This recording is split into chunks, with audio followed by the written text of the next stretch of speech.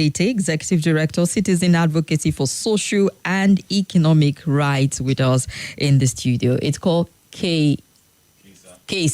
Barrister. Yeah. I see that now. Barrister Tietie, you're welcome. Thank you.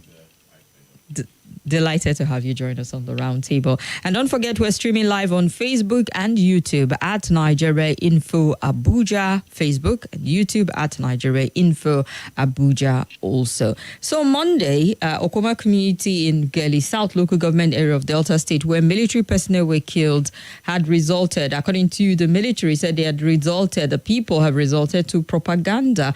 The military denied any form of reprisal on the community, as it's gathered that 20 suspects have since been arrested. Also Monday, the Defense Headquarters released the names of the army personnel who were killed on Thursday during a peace mission to Kwama. The military slammed the community, stressed that no amount of propaganda would stop culprit from being nabbed, while Defense Headquarters vowed that there will be injurious consequences. Now, on the part of the community, a community leader who spoke to, correspondent on condition of anonymity because of fear of harassment, accused the military of carrying out mass arrests and killings. He warned that the action of the soldiers could lead to a repeat of the OD incident. In 1999, the army attacked OD town in Bayelsa State after some soldiers were killed in the community. And accusing the military, community leader alleged that soldiers had begun targeting innocent civilians in the community rather than going after the miscreants who committed the crime. And he said if it involved mass arrest, nobody will complain about it. But mass killings are currently going on in the community. A situation where soldiers will enter a community, open fire is terrible. Well, the military is saying, see, we were not even responsible for some of the things they are alleging. It might just be part of the conflict between the both community that were there in the first instance to resolve that has snowballed into what to have at the moment. But in the middle of it all is that 16 fine soldiers, including senior officers, were killed. Also, citizens' homes have been devastated and their communities, and also allegedly innocent citizens have been killed in their numbers in the community. And there's still a lot of loose ends as to what really happened. Why did they involve the military in something that is perceived as a civilian matter? How did it degenerate to a point where people would take on uniformed men and not just kill them, but, mutilate their body in the way that they did? And the directive that has been given is to fish out the culprit. I'm a little curious to find out from you, Barrister Frank Tietie, what your take is on the development in Delta State at the moment, given the fact that we're not even getting the feelers. Journalists have not really been allowed in enough to get all of the details as much as we would want from that community. Well, it's with a heart of sadness that's quite heavy that we now begin to talk about the deaths of 16 soldiers, even though this is not the first time. But what makes it very heartbreaking is the aggressor manner they were actually ordered. Nobody should really interrogate the circumstances other than to realize that it is condemnable at every time when law enforcement agents and military or personnel are actually attacked and killed by the persons that they are supposed to protect. So it's a very sad one. You asked me my very first take, because I'm familiar with the territory where all this happened. I'm able to tell you that it's another reflection of failure of governance. The crisis we're talking about has been festering for a long time, been there for decades. Between these two communities. That are just separated by a stream, or more or less like a small river. Okay. They are supposed to be brothers and sisters. They all come from the same state, very rustic places that are noted for being fishing communities that live in, with such a sleepy atmosphere, greeting it all the time. It's very difficult to understand why these military men that have enjoyed a wide acceptability across both communities can be subject of attack. So that is left for of investigation. It's puzzling to think that these military men that are known by these persons that have been not only accommodated with such warmth in that community, but have also recorded some measure of peace. So what I would say on the first instance is that why is it that the immediate government of the state did not in any way resolve the crisis? such crises are many in Delta State, and they are usually over land, over fishing rights, over ponds. It has nothing to do with oil and deposit or anything. Oh, okay. If it has to do with oil rights, it's left for the NUPRC to determine those who will be entitled to certain rights in terms of payment or royalties as a result of host community arrangements. But it's not about that. It's more about ethnic rivalries, which is something that is notable in the entire Niger Delta. The various small communities in the Niger Delta are noted for always fighting themselves. And that's the reason why I've wondered when you talk about the Nigerian Federation has actually helped people there to stay at peace. If not, if you leave them to themselves, they'll kill themselves because it's very difficult for them to find ways of common ground. Nevertheless, you see a lot of intermarriages among them. Yeah. So I wonder why these troubles will continue. I lay the blame totally the doorstep of the state government that has been unable. The Delta State government. Yeah, exactly, the Delta State government. Not necessarily the government, the current administration, Governor Sheriff of Bollywood, but one wonder why over these years, Governor James Ibori was noted to have intervened in the usual perennial crisis between the Shekiri and then the Shekiri and the Jaws, and we've had some notable peace in the Warri area.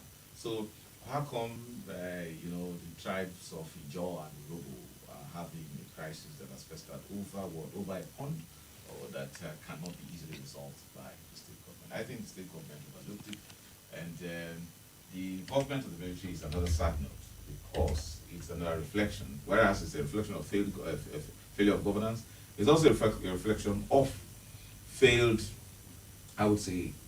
law enforcement tactics in our country, whereby we have reduced the military to providing law enforcement services, whereas there is the excuse that the military was actually sent down to that amphibious brigade was created for the protection of critical national infrastructure like oil pipelines and the rest. But one wonders why the military would be the first point of call when there is a crisis. There's so many questions that I think I want to leave for investigations. Questions are there as posers, what's the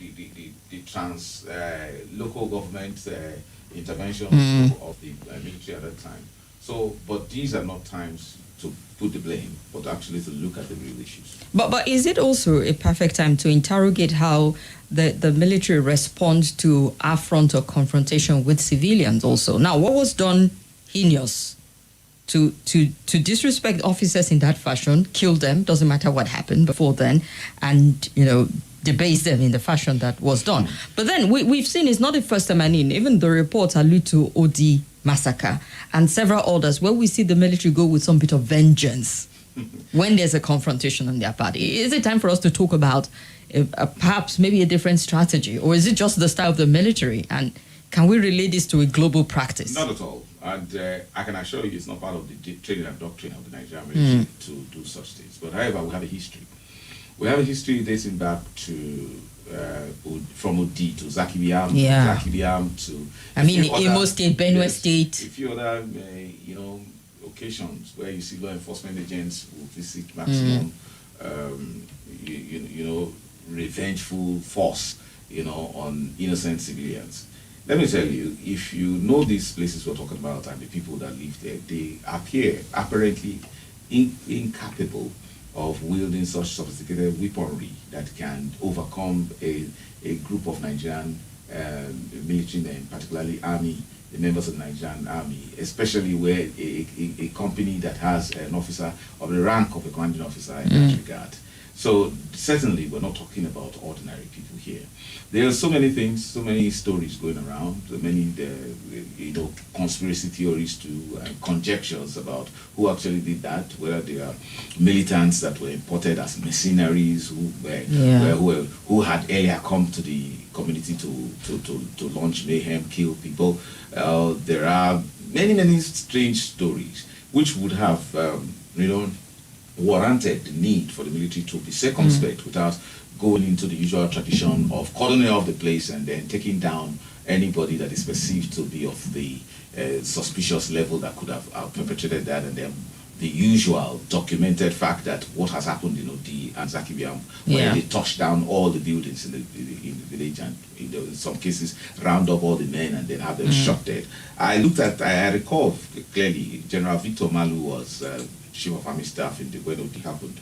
And the BBC at that time interrogated him very closely. And then he tried to explain that, the mindset of an ordinary soldier, or rather the average soldier, is that when you throw a stone at the soldier who has a gun, who feels threatened, the next thing he does is to aim at whoever does that kind of attack, aim at this person's head. So somehow the twist of fate turned it that General Malu's village, Zakibiam, was also attacked in such a manner. I think from that time we should have changed the mindset. Yes, it is not. These are people that the Nigerian military, particularly the Nigerian army, is supposed to protect. And whatever has happened, no matter how gruesome it is, some measure of application of international standards in deploying military. I'm not talking about a humanitarian law here, because this is a law enforcement internal affairs situation where you cannot begin to invoke the international humanitarian law, which strictly imposes certain standards on the deployment of force, which right now if there was a situation of armed conflict, in this case an internal armed conflict, the military will be in breach. But this is a law enforcement situation, which one would have expected that it's the police that will even intervene and not cordoning off the entire area, breaching the rights of the people, further rights of the people, and then the rights of members of the press to actually give accurate reports of the situation. All right, and yes, I get feedback from people talking about the volume and audio of our guest. I think it's from our end. Barrister Tietie, if you don't mind, please use the other microphone. Thank you very much. All right, I hope you can hear me clearly now. I hope so. All right, then.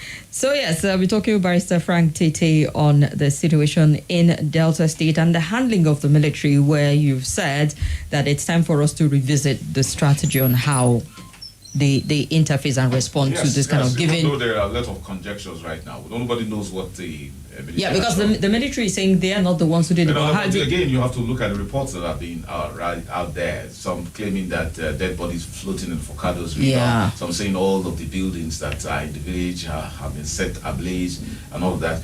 That kind of narrative should not be tolerated, more especially when you know that there are warring factions there between two communities. It's as if the smarter community can actually arrange a setup for all of these, all because they want the other community to be taken down. But I wonder at the level of animosity that exists among our people. Yeah. It's difficult to understand how much we have lost the value. I mean, we're looking at cultural similarity, religious similarity, same state, and yet there will be this sort of conflict that will degenerate to this point. And it has always been that for a long time. Even in a place as civilized as Warri City, it experienced much of that pre-1999.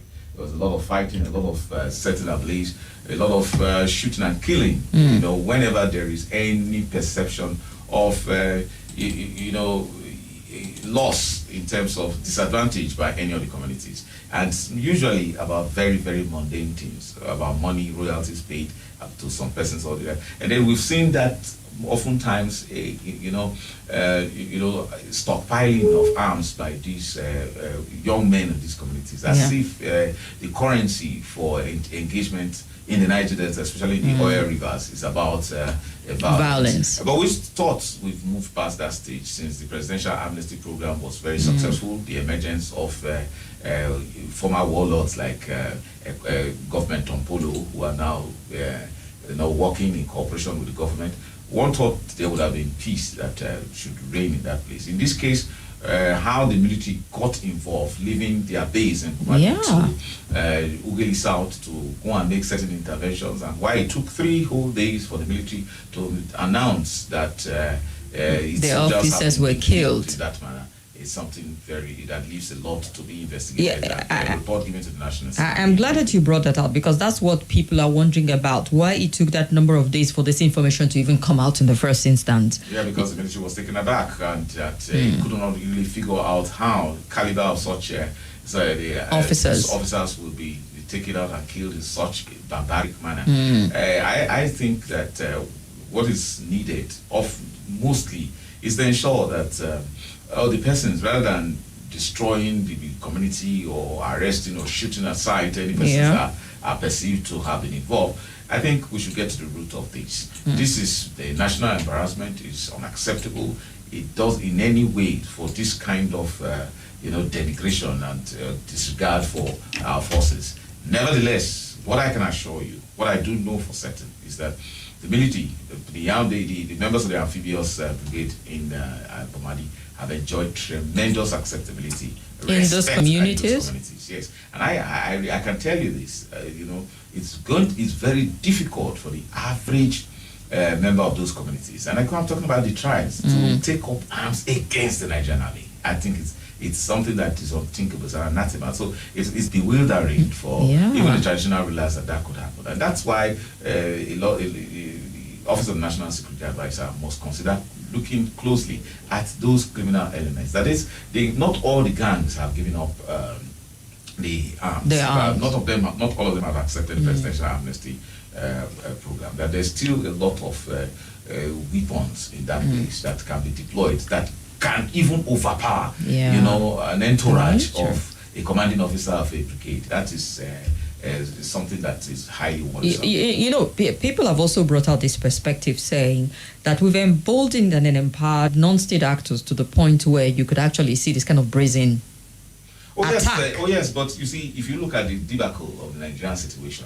the situation facing the Nigerian government, wherein those military officers that have been sent to protect oil infrastructure are the ones who have been often accused to be the ones accused of bunkering, of facilitating oil theft and all that. And that didn't come from an ordinary person, but a former governor who is now FCT minister, who directly accused a general officer commanding.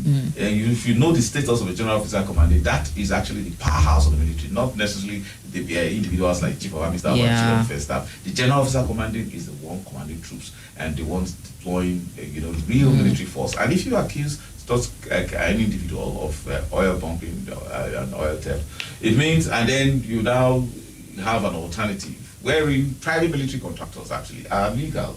So where, even though it's an indication of a failed security situation where internal private military contractors are employed. Military contractors are usually mercenaries, and they are usually foreigners who are coming with some superior warfare tactic. Unfortunately, we had to the Nigerian government had to do that to save its oil production from plummeting. All right. Okay, well, we're still waiting for the outcome of the investigation. Mr. President has directed, giving them the authority to get to the root of the matter. We know that the Delta State governor has also paid a visit to Mr. President, perhaps to share a bit more detail as to his findings. It's left for Nigerians to know what truly transpired. Which is going to be very difficult to find in a situation where where the military has started with the idea of calling off the area. We cannot keep on staying in glorifying the fact that we're a third world country, we're a developing country. We've got to move on. We've got to move on to applying certain standards. We will forever condemn any form of attack, whether throwing stones at a military officer. We all cherish how much patriotism is expressed through showing respect to the members of the armed forces for keeping the peace, for keeping the territorial integrity of the country. And that's only happens in some other countries like the United States. So we've been trying to say, look, no, we should show respect for our own military officers. And then suddenly you create this atmosphere of tension where anytime you see the color flag of a military man, you begin to get scared, and then hate is well up inside of you instead of respect. We should move beyond that. We should have that sense of solidarity with our members of the armed forces because of their value. The armed forces must not now be seen as not only to be feared, but as persons who are a potential threat to life. That shouldn't really happen. Unfortunately, this is happening now because of something that could have been prevented. I believe most sincerely that a community crisis over what? Over a piece of land or over a lake, over a pond, a fishing pond, will lead to a situation where officers of the Nigerian military would have to come in and be killed. There were times there were a whole lot that was there. Was there an illegal duty? Were they involved in illegal duty? What could be illegal duty? It's a brigade that was in charge of an area. However, whatever it is that there is really loss of communication as to where are the local government chairmen, where is the governor, where are the members of the the police officers and all that, where were they before how did the crisis generate to a point where there was a peace pact to be entered and that led to the military officers moving from one location to the other and so unprotected. But whatever it is, I think that there's a serious need to declare a state of emergency with regards to security in that area. All right, talking about that area, but also looking at the investigation. If the military is the one conducting it, are we going to get a fair assessment of what happened? Or perhaps an independent body needs to come in? Can the police come in? The other bodies come in? There is no limit as to those who can investigate the situation. That's the reason why evidence should not be destroyed, and then the scene of crime should be protected, not necessarily cordoned off.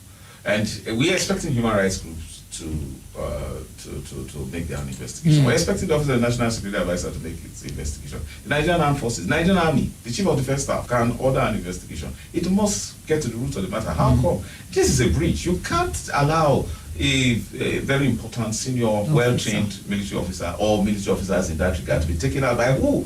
Because you see, it's something that calls a lot for a lot of questions. That's why it's cheap. It's not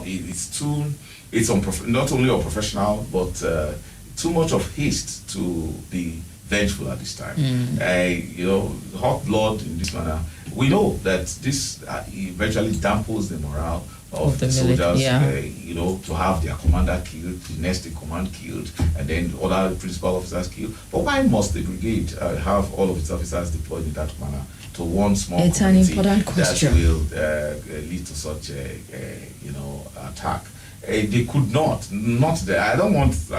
I have a sense of pride a lot as a Nigerian, irrespective of the myriad of problems that we face, and I do not want to think our military to be that cheap.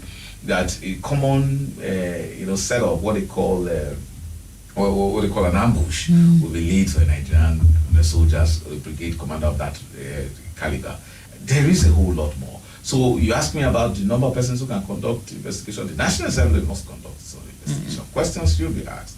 That place has representatives, both at the state and the National Assembly. Questions need to be asked, and then we need revelation. Not necessarily because we can bring back to life those who have been killed, but let's have some prevention. We thought we have outgrown this after Zakibiam, after OD, after even the one that happened really not, which I think I was in the law school at that time, where some boys, misguided boys, shot and killed a DPO who attempted to make peace. I recall I was in law school, and then sometime in 2003 or so, or 2004. When the police simply went there, burnt out every house in that village, an oil producing community for that matter. And I'm not sure they haven't recovered from it till date. I know that for certain. So we must go beyond this idea where there is even any contemplation that the military will cordon off a place and they will either shoot people outside or burn down every house. I hope it is not true according to the military.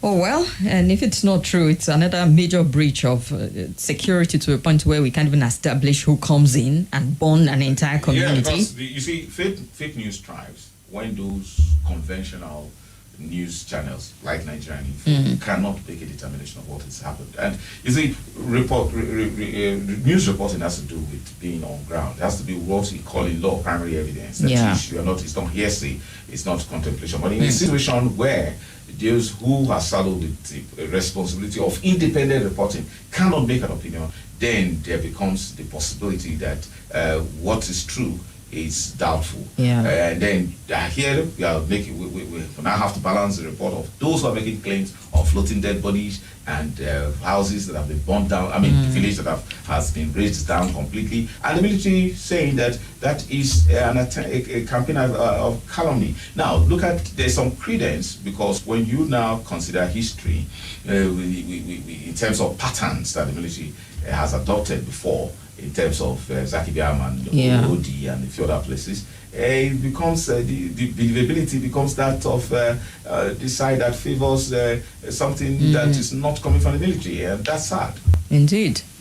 Well, Aranka from Godogodo says the killing of soldiers in Delta State is very wrong, but if you listen to the people there, you doubt if the military leadership are saying the whole truth. So I don't think the locals will attack the military without a reason. That they even attacked for any reason whatsoever is still mind-boggling. And okay, yes, the mic is better now. Good to know.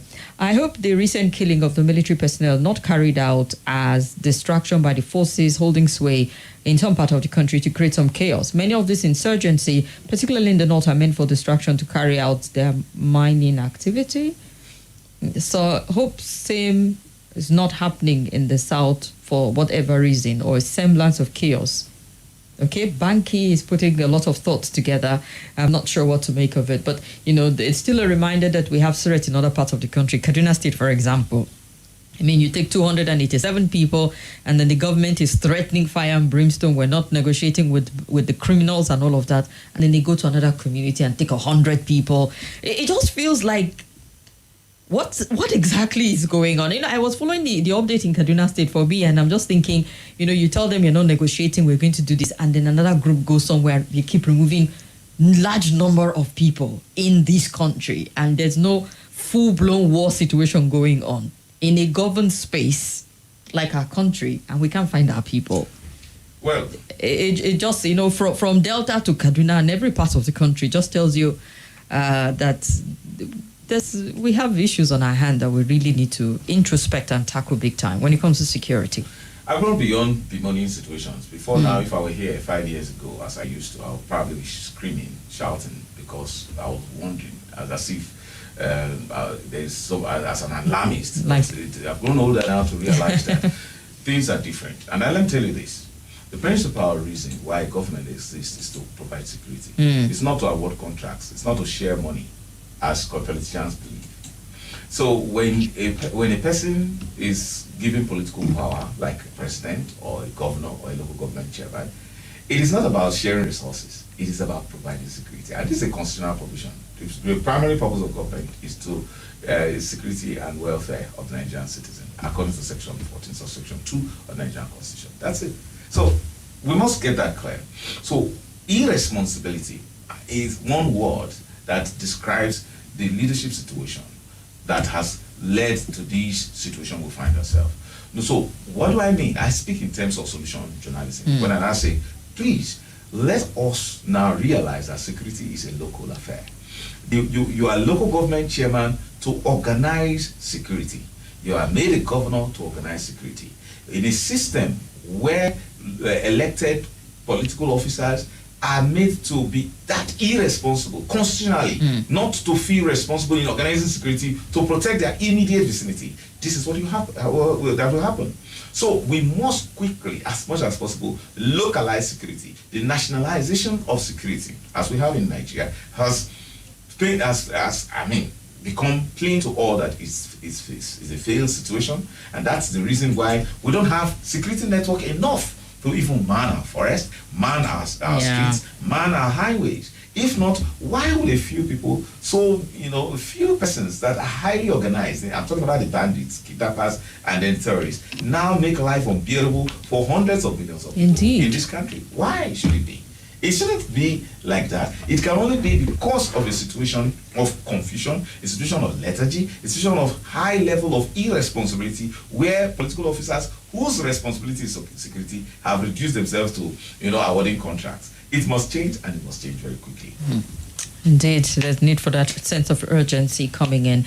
We'll take 2 phone calls, read some messages, and get to look at the next story as we head to Edo State to get all of the updates concerning the impeachment move that is made against the deputy governor. Let's hear from you, though. 0700 951 0000. Hello. Hello, Kimberly. Good afternoon. Good afternoon. Good afternoon, guys. Donatus from Niger State. Hello. We can hear you, Donatus. Go ahead. Thank you. Definitely, I will say this failure of government, because in a situation where the two communities are fighting because of issue of land and the rest of that, if it did not start today, I've experienced that in my community. It did not start today. This may start maybe 20 years backward. And in that community, somebody is representing them. They have councillors. They have chairman. They have a senator representing that community. You understand? What have they done? There's DPO there. There is outstation there. What have they done? They need nothing. Oh, this is political. I think the position has used this voice to fight themselves. Now look at the result. For me, I think it's political. All right. Fail on the district. Thank you very much. Thank you so much. Let's hear this other caller. Hello. Thank you very much. Hello, good afternoon. Thank you so much. Good afternoon. Caller. Hello. Good afternoon, the Oracle. Good afternoon to our guest. Good afternoon, my pleasure. My name is Tietie.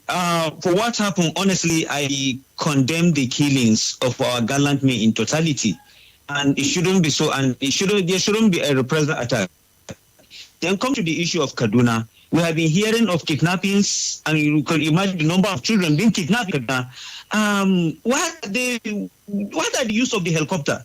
I think the use of the helicopter is to hover all around that area, to comb the area. Yes, that's what the part that we need to understand. For another news, that the 16 people that were killed, that were kidnapped, the army rescued them. Please, we are urging them to do more. Those children need to be reunited with their family. Thank you for giving me the privilege. Nagodi. Thank you very much, Selassie. Hello. Good afternoon. Hello. Good afternoon, Dr. Kim. How are you? I don't think I deserve that title just yet. You're welcome, though. Yes. My name is Obedient Elder, Comrade Tony calling. Go ahead, comrade. Yes. On this killing in Delta State, you see, Nigerians should know that the truth of the matter, the truth needs to be told. The military boys were interlopers in a case involving two communities. What is the business of the army boys? Exactly a dispute that the police are supposed to settle. Now, look, let me recall the mind of Nigerians back to 1978. This was how the military boys invaded Fela's house in Kalakuta, burned down Fela's shrine, killed people, raped women, and killed Fela's mother. Look, as if that is not enough. I remember sometime the Air Force boys equally molested late Chief Enko Abiola. You see, now, the military boys, the way that some of us were trained, we have to respect civilian authority, for God's sake, for crying out loud. The military are no more superior than the civilians in this country. Let them mind their business of fighting terrorism in the north. Why are they interfering in a case that the police are supposed to be, exactly. So what is the business of the military? All right. Civil cases. All right. Those military boys should be tried. Let them be tried. You say boys as if we don't have the senior officers amongst them. You say boys as if, issues are going on, they just got urgent to and got some people and brought them on board.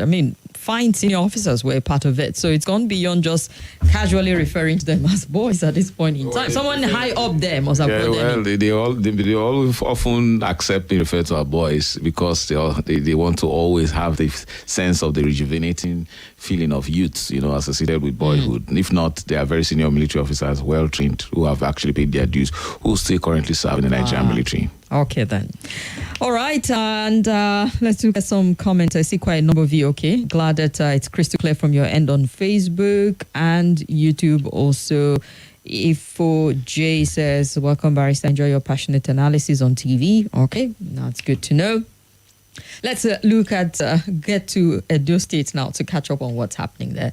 The Edo House of Assembly on Tuesday passed a resolution asking the Chief Judge of the state, Justice Daniel Okungbowa, to set up a 7-man committee to investigate the allegation of gross misconduct leveled against the state Deputy Governor Philip Shuaibu.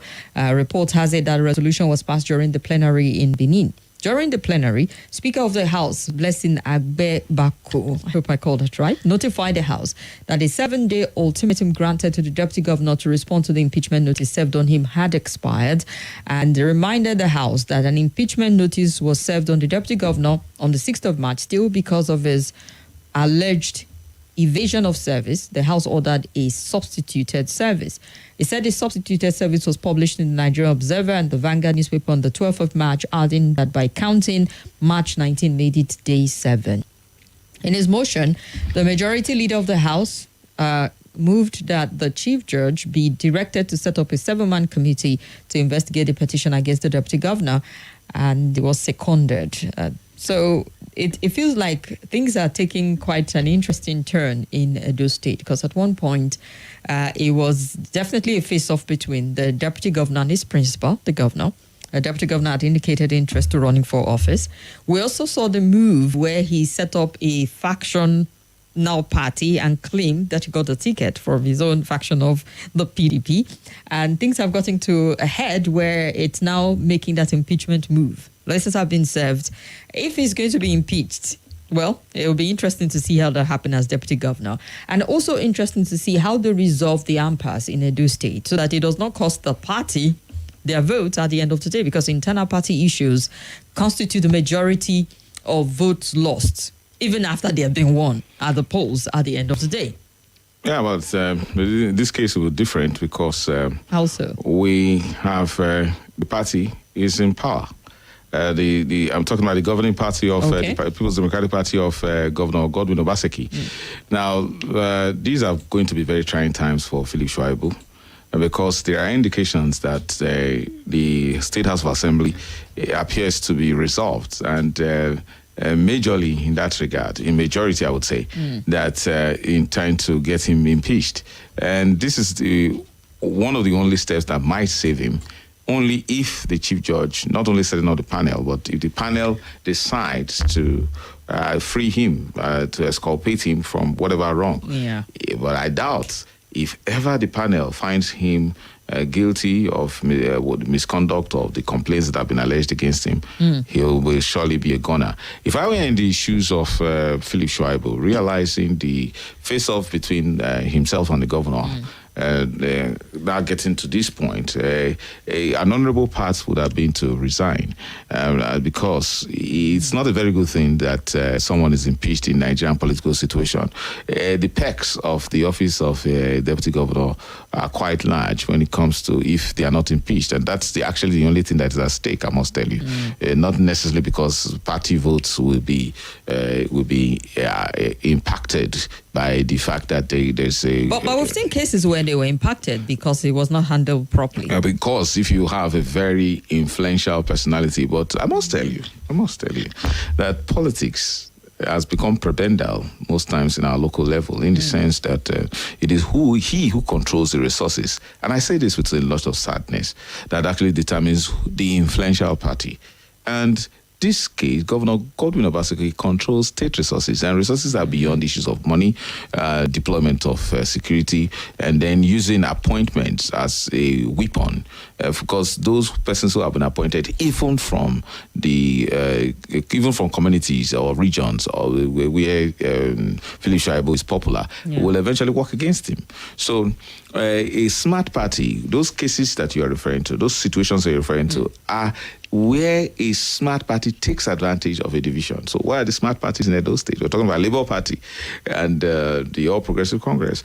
In this case, the All Progressive Congress has its own share of a crisis in terms of who is the authentic candidate of the party. It's only maybe the Labour Party, if it eventually agrees that Olumide Akpata is its governorship candidate, that can most likely take advantage of the situation. But my reading, I would say, is that Governor Godwin Obaseki is very vengeful, has resorted to teaching Philip Shuaibu a lesson for daring to go against them in the primaries. And as we speak, Philip Shuaibu is actually claiming that he's the authentic candidate of the People's I would say, I can't really say he's a candidate now of the People's... but the National Working Committee saying we didn't organize the election that brought you all. But he's seriously contending it. I was at the PDP secretariat, the National PDP secretariat, if I'm not mistaken, and I saw two posters. One of I think that was Shuaibu's poster, is still there, thanking and saying that he's the candidate also. So the contention is really grave. So, like I said, if I were to deploy my free advice to Philip Shuaibu, he should resign. resign from that particular He office. should resign as deputy governor, yes. Because the truth is that should it get to this extent that your party, if I recall the days of Russia Okorocha as governor of Imo State, and was it Agbaso as the deputy governor, if I can't mistake, or the one deputy governor who was actually impeached for an offense as rearing chickens in his government yard. You know, so it happened in the Enugu State. Yes. I think under governor was it Chime or so, but also under Richards, his own deputy was impeached for some kind of flimsy reasons. So you know that you cannot survive it when you have a governor who has put the State House of Assembly in his pocket and is after you. You can't survive it. So why would you lose all your benefits of serving in such a high political office to a fight you know that you will not win? Right. Even though, if you look at there are some deputy governors who staged comeback after they have been impeached. The courts reinstated them. I hope that their allowances and entitlements were also reinstated, which I doubt, except you have a governor that was magnanimous like Governor Nyesom Wike of that time, who decided to continue to give Governor Celestine Omehia as his entitlement, even though he sat as governor for a short period of time before the Supreme Court sacked him and installed Rotimi Amechi. So there are a lot of things here. I don't think Shaibu is most likely fighting a lost political battle. He could get reinstated in the courts if he's able to prove that technical issues like service were not actually personally, served on him. But how could a personal service be, effected? And does the State House of Assembly have the power to order subsidiary service? Would it not have been better it sought a judicial order to that effect to carry on a form of subsidiary service like pasting or publishing in a national or local newspaper? So these are technical issues that can be challenged. And then at what point, where, and then the issues, unfortunately, the complaints and the allegations that can be made are not closed, in the sense that if a deputy governor has once been impeached for rearing chickens, so is it when Shaibu is now being accused for, misinforming the public that he will survive? I doubt if he will survive it. Well, the forces at play, and it gets quite interesting as we head closer and closer to the polls. It also determine how the people. Well, I'm old enough to admit that certain things you think would impact the outcome of the election hardly ever do. Yes. There's a lot of unpredictability. Exactly. But again, one thing I can tell you that is certainly predictable is money politics has a way of actually turning things around. We all were here when vote buying was the rave of the moment during the just concluded 2023 elections, whether governorship or presidential elections, even though we didn't see much prosecution, but there were undeniable reports of vote buying. We talk about even at the level of primaries. And as a lawyer, it was a lot. In fact, I had a very funny experience in my office when an individual was told to me and said, "Look, I am a delegate, and a certain amount of persons, a certain amount was given to certain persons for voting for this delegate, for this candidate. I did, I would say aspirant. I voted for that same aspirant, and I was not given those dollars. Now I want you to go to court against the candidate, the person who has not been declared as a candidate, for not giving me my set of dollars." And I was amazed. It happened, and then the guy shouted, "You must go to court on this matter. How much do you need?" And then I said, "Look, but we don't have an actionable matter here. Not because of action and all that." They say, "Look," and then the man goes around and say that you're not a serious lawyer. But he found out that he went around town and that he didn't get any lawyer who did that. I did advise him. I said, "Look, if the candidate was given money, go and convince him that you voted for him. You gave your delegates vote to him. And that if he wants to appreciate you in any way, but do know that if this matter gets public, you will be arrested for vote buying." Oh, yeah, most definitely. I'm glad you gave him that solid advice for free. Yes. All right, if you're just tuning in, we're talking with Barrister Frank Tietie, Executive Director, Citizens Advocacy for Social and Economic Rights, CASA, and looking at some of the big stories. We started off with the development from Delta State. The military, it's become a case of he said, she said. Military is saying we're not responsible for the reprisal. The people are saying it was the military, and trying to establish certain facts of the matter. Also moved to Edo State, where impeachment move against the deputy governor. And what move would the deputy governor make? Because he feels like he's going to court to challenge it. Would he be the bigger man and resign? It's not a culture in this part of the world for politicians to throw in the towel and decide, you know what, I don't think I'm going to win this fight from this direction. I will face a different direction for my fight. Half the time they stay to the very end. Fight to the finish, even though it looks like a losing cause. Politicians in Nigerians are not known to resign. Well, yes, does not mean that the propriety of resigning in certain situations it's out of place. The idea is that a smart politician should know a battle that he will win. This is going to be a very difficult battle. You need to see how unanimous, how united, how resolved the members of the House of Assembly are with regards to removing Shuaibu, that they have overlooked him. I listened to the press statement when they press statement, and they said, look, they've overlooked him for a long time. They've tolerated his excesses for too long, but this time it's gone too far, and that they were not going back on it. So these are days of trying times for Shuaibu. Shuaibu has been a bit inconsistent. There were times he took up a fight against the governor, and he had serious supporters. And he went to court, and then suddenly from nowhere he recapitulated, and then he went to beg the governor. He apologized, and everybody thought it was all over. Especially at that time when his office was locked, when he was locked out of his office, when his office was relocated to nowhere, and all that. Then he made several reconciliatory moves, and people were disappointed. Why? You were already fighting, so why are you back in track?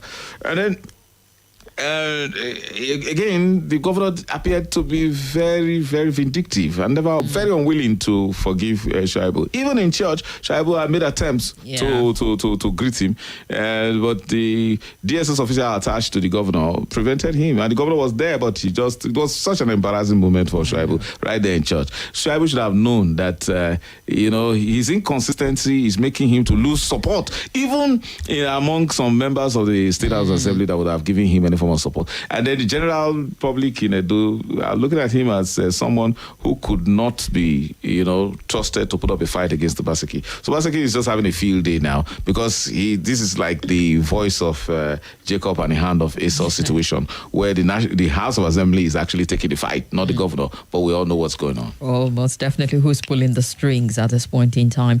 Let's take a few more phone calls, and then we'll get to look at what the FCT minister is requesting from the House of Representatives at this point in time. 0700 951 0000. Hello. Hello, Kim. Hello, Kim. Good afternoon. Good afternoon, ma'am. Yes, I do watch our guests on television. Now it's with us live. My name is Meza. So I want to ask you, the president says sure that APC is going to win the election in Edo State. So you have been talking about Philip Shaibu, PDP. I want you to shed more light about APC before leaving, because this morning I said, due to the performance of APC nationwide, removing subsidy and other things, it is going to be very easy for APC to win election in Edo State. And my people were like, are you for real? Are you joking? Or you are just saying it? Then finally, all right, let me listen to you. Thank you. All right, let's hear this other caller. Hello. Okay, how are you? Well, I'm fine and well. You're welcome. My name is Comrade Harris on the line. Welcome, comrade. For my take for the Nigerian Army, I want to tell what I'm going to say is about our military. Military is not able to keep any peace in the country. There are no way to go and settle any community. When you send them to anywhere to go and settle, they were what of police. Police is the one. They are work of police. The work of police. There is no work of military. Why they are sending military to go and settle any issue in this country all the time? It's like our Nigeria government. They are not doing good things for us. They are using army to go and settle issue. Army is not to settle issue. Army is to fight war. So I'm begging them to use Nigeria police all the time. So you don't use the army to any community anymore. And for the governor, deputy governor of those states, I advise him to resign. Let him come down and go and plan how to win the election. Let him resign from what they, and when he resigns, he's going to get more hand to win the election. All right. But you cannot let them support another party to win the PDP. Yeah, that's what I want him to do. Support a different party. You have grant. Thank you. God bless you. Okay. Already promoting anti-party activity. Hello. Hey, Mommy, you're welcome. You're welcome. The Kims herself. How's everything? Fine and well. Welcome. I greet our guest there. Thank you, my pleasure. Yeah, I think there is something wrong with our military. Is this Pastor CJ? I did think this Pastor CJ calling from Dubai. Go ahead, sir. Once you hear Mommy Jewish, you know that is your friend. All right. Our I think they did not kill any military men in Delta. I think that the one that keep people there. You know, our military would deny that they were never there. They were not the one. They don't know who did that. It was because they killed military men, and that's why they were fighting They are fighting. And I think we need to do something about the way our military interfere into those ordinary civil matter. If your neighbor is hoping you go and carry army to help you beat your neighbor and collect money. And this thing will backfire. I think we need to relate our military men. The way they are handling issue is not the best. When you have money, you have them in your pocket. All right. You have them in your pocket, which is very, very wrong. Thank you, Pastor TJ. Now let's run for the news. We'll be back with more. Stay with us.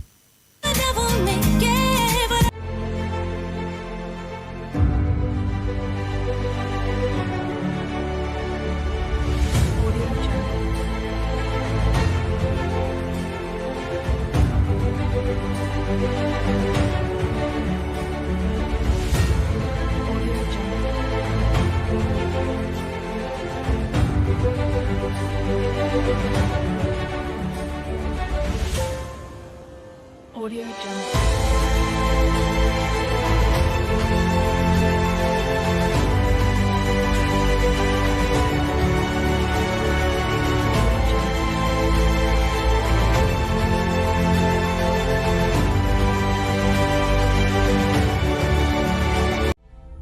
This is Nigeria Info.